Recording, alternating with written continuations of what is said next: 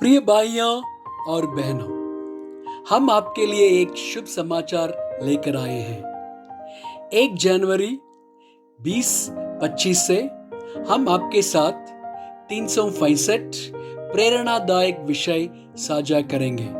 साल के हर दिन हम हर एक विषय और उसे संबंधित वचनों को पोस्ट करेंगे। हम आपको इन संदेशों को सुनने, चिंतन करने और आत्मसात करने के लिए प्रोत्साहित करते हैं। यह संदेश आपके जीवन को आशीर्वाद दें और आपके विश्वास को मजबूत करें। कृपया हमारे इस कार्यक्रम को सब्सक्राइब करें और इसे अपने मित्रों और परिवार के साथ साझा करें। धन्यवाद।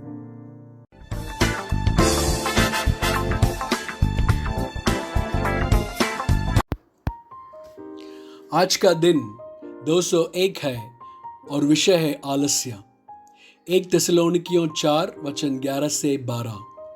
और जैसे ही हमने तुम्हें आज्ञा दी वैसे ही चुपचाप रहने और अपना अपना काम काज करने और अपने अपने हाथों से कमाने का प्रयत्न करो कि बाहर वालों के साथ सभ्यता से बर्ताव करो और तुम्हें किसी वस्तु की घटी न हो। 2 थिस्सलुनीकियों 3 वचन 7 से 10। क्योंकि आप जानते हो कि किस रीति से हमारी सी चाल चलनी चाहिए, क्योंकि हम तुम्हारे बीच में अनुचित चाल न चले और किसी की रोटी सेंत में न खाए, पर परिश्रम और कष्ट से रात दिन काम धंधा करते थे कि तुम में से किसी पर भार न हो। यह नहीं कि हमें अधिकार नहीं, पर इसलिए कि अपने आप को तुम्हारे लिए आदर्श ठहराएं कि तुम हमारी सी चाल चलो। और जब हम तुम्हारे यहाँ थे तब भी यह आज्ञा तुम्हें देते थे कि यदि कोई काम करना ना चाहे तो खाने भी ना पाए। नीति वचन 6 वचन 6 से 11। हे आलसी, चूंटियों के पास जा, उनके काम पर ध्यान दे और बुद्धिमान हो। उनके ना तो कोई न्यायी होता है, ना प्रधान और ना प्रभुता करने वाला, तो भी वे अपना आहार धूपकाल में संचय करती है और कटनी के समय अपनी भोजन वस्तु बटोरती है। हे आलसी, तू कब तक सोता रहेगा? तेरी नींद कब टूटेगी?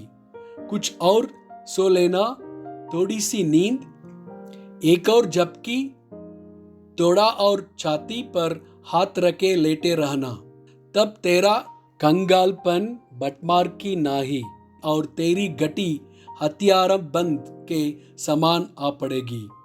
नीति वचन 10 वचन 4 से 5। जो काम में ढिलाई करता है वह निर्धन हो जाता है, परंतु कामकाजी लोग अपने हाथों के द्वारा धनी होते हैं।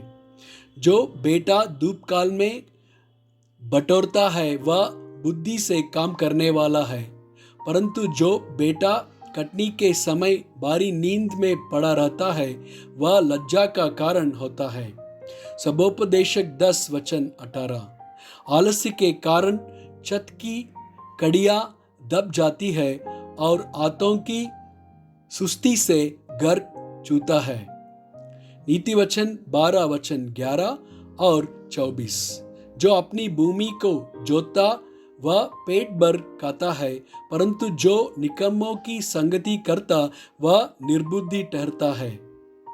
कामकाजी लोग प्रभुता करते हैं, परंतु आलसी बेगारी में पकड़े जाते हैं। नीति वचन 13 वचन 4। आलसी का प्राण लालसा तो करता है और उसको कुछ नहीं मिलता, परंतु कामकाजी रुष्ट पुष्ट हो जाते हैं। नीति वचन 14 वचन 23। परिश्रम से सदा लाभ होता है, परंतु बकवाद करने से केवल घटती होती है। नीति वचन 20 वचन 4 और 13।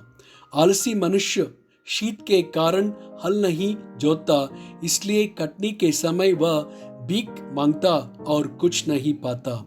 नींद से प्रीति न रख, नहीं तो दरिद्र हो जाएगा।